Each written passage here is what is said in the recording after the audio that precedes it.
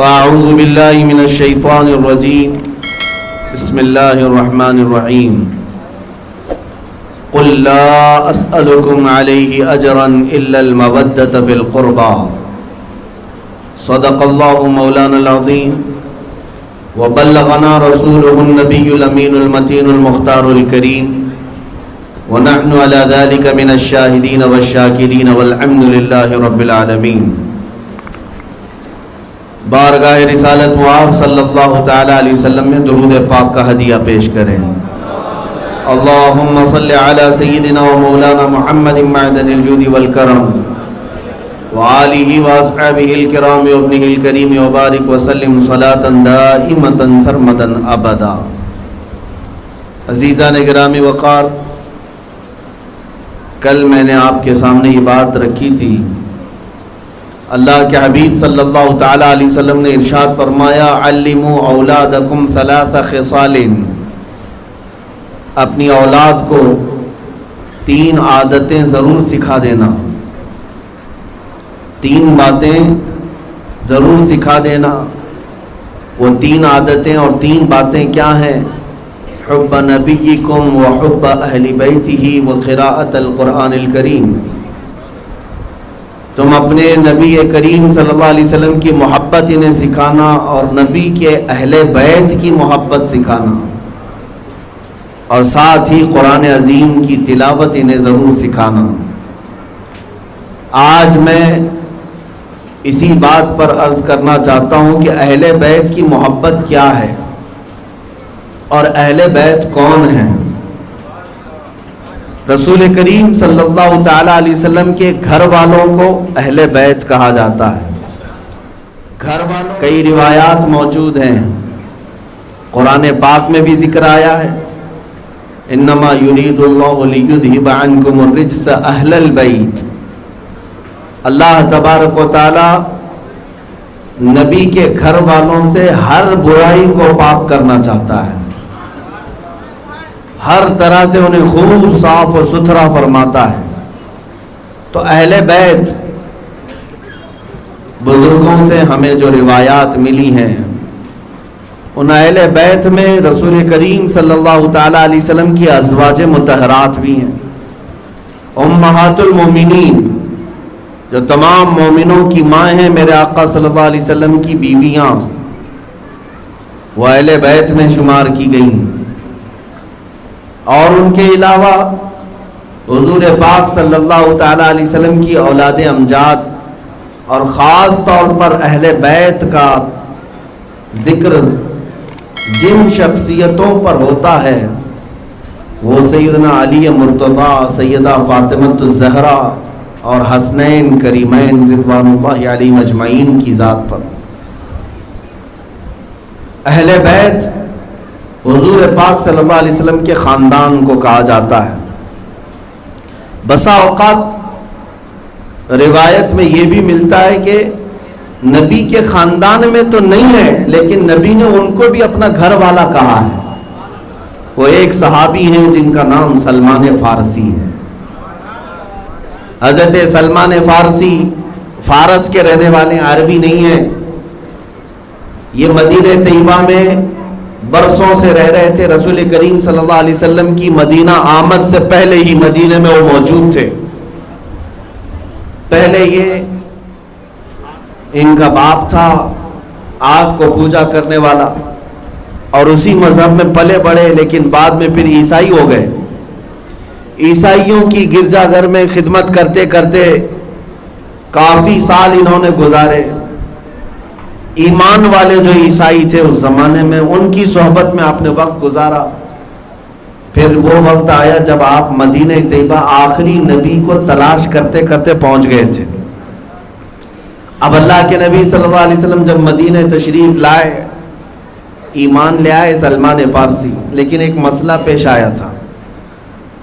جو ہجرت کر کے صحابہ آئے تھے مکہ سے ان کو مہاجر کہتے ہیں، اور جو مدینہ میں پہلے سے موجود تھے ان کو انصار کہتے ہیں. تو انصار صحابہ کی جماعت اور مہاجرین صحابہ کی جماعت دونوں میں یہ بحث ہونے لگی سلمان فارسی کون سی جماعت میں ہے. مہاجرین کہتے تھے یہ فارس سے ہجرت کر کے مدینے میں آئے ہیں اس لیے یہ مہاجرین کی جماعت میں، اور انصار یہ کہتے تھے نہیں، رسول پاک کے آمد سے پہلے ہی یہ مدینے میں تھے اس لیے یہ انصار میں سے۔ دونوں جماعتیں سلمان فارسی کو اپنی طرف کرنا چاہتی تھی، مہاجرین صحابہ کی جماعت بھی، انصار صحابہ کی جماعت بھی۔ بات اتنی بڑی کہ فیصلے کے لیے میرے آقا صلی اللہ علیہ وسلم کے پاس پہنچے، مہاجرین نے بھی رکھا اپنا معاملہ، انصار نے بھی رکھا، دونوں کی باتیں میرے آقا صلی اللہ علیہ وسلم نے سنی غور سے، اور اس کے بعد ارشاد فرمایا سلمان نہ مہاجرین میں سے ہیں نہ انصار میں سے ہیں، سلمان منا اہل بیتی، سلمان میرے گھر والوں میں سے ہیں۔ تو یہ وہ خوش نصیب صحابی ہیں جن کو رسول اللہ نے بیت میں شمار فرمایا۔ تو اہل بیت کا جو اطلاق ہے وہ روایات میں علماء کرام نے الگ الگ شخصیتوں پر کیا ہے، لیکن آج میں حضور پاک صلی اللہ تعالی علیہ وسلم کی اس آل پاک کے متعلق ذکر کر رہا ہوں جن کی محبت کے سلسلے میں نبی پاک نے ہمیں ارشاد فرمایا۔ قرآن میں 25ویں پارے کی آیت ہے جس کو میں نے خطبے کے بعد تلاوت کی۔ اللہ فرماتا ہے اے رسول آپ فرما دیں لوگوں سے لا اسألکم علیہ اجرا، میں تم سے کسی بھی طرح کی اجرت نہیں مانگتا۔ ظاہر سی بات ہے میرے آقا صلی اللہ علیہ وسلم کا ہم پر کتنا بڑا احسان ہے، نماز سکھایا، قرآن دیا ہے، رمضان دیا ہے، حج کعبہ دکھایا، خانہ کعبہ کو اطہر بنایا، ایک دو نہیں، دنیا میں جو کچھ بھی ملا ہے ہمیں وہ میرے مصطفیٰ کی وجہ سے ملا۔ خلق کے حاکم ہو تم، رزق کے قاسم ہو تم، جو ملا تم سے ملا، تم پہ کروڑوں جرم۔ رسول کریم صلی اللہ علیہ وسلم نے ہمیں بہت کچھ دیا، لیکن میرے آقا نے فرمایا میں تم سے کسی بھی بات کی اجرت نہیں مانگتا، بدلہ نہیں مانگتا، معاوضہ نہیں مانگتا، لیکن ایک چیز ہے، ایک چیز کی طلب حضور پاک صلی اللہ تعالی علیہ وسلم رکھتے ہیں ہم سب سے، وہ کون سی ہے؟ الا المودۃ فی القربى، بس یہ ہے کہ تم میرے اہل بیت سے محبت کرو۔ حضور اکرم صلی اللہ علیہ وسلم کی آل سے اور ان کے خاندان والوں سے محبت کرنے کی بات خود میرے آقا نے ہم سے فرمائی، اور قرآن میں اس کا تذکرہ آیا، تو اس سے اندازہ کرو میرے عزیزو اہل بیت کی محبت کتنا بڑا مقام رکھتی ہے۔ اور یہ بھی فرمایا گیا کہ جس کے دل میں اہل بیت کا بغض ہو یا انصار کا بغض ہو، میرے آقا فرماتے ہیں وہ منافق ہے۔ حدیثوں کی روشنی میں کہ منافق کی علامتوں میں بتایا گیا ہے اہل بیت سے بغض رکھنا، عداوت رکھنا، دشمنی رکھنا۔ نبی پاک صلی اللہ تعالی علیہ وسلم کی آل سے بغض رکھنا جہنم میں جانے کی علامات میں سے ہے، اور ایمان کی علامتوں میں سے ہے اہل بیت کی محبت۔ جب تمہارے سامنے رسول اللہ کے گھر والوں کا تذکرہ کیا جائے تو تمہارے چہرے کھل جانا چاہیے، تمہاری روح میں خوشیاں آ جانی چاہیے۔ تو سمجھ لو اگر حسنین کریمین کے ذکر سے، سیدہ کائنات فاطمہ الزہرا اور حیدر کرار کے ذکر سے تمہاری بانچیں کھل جاتی ہیں اور خوشیوں میں عمر پڑتے ہو، تو اس بات پر شکر مناؤ کہ ابھی تم ایمان والے ہو۔ ایمان کی علامات میں سے ہے۔ اور اہل بیت کا تذکرہ چھڑتے ہی اگر کسی کا چہرہ لال پیلا ہونے لگ جائے اور بدن کسمسانے لگ جائے تو سیدھے پہچان لینا کہ یہ منافق ہے۔ اور پھر ایک روایت بیہقی کی میں آپ کے سامنے رکھتا ہوں۔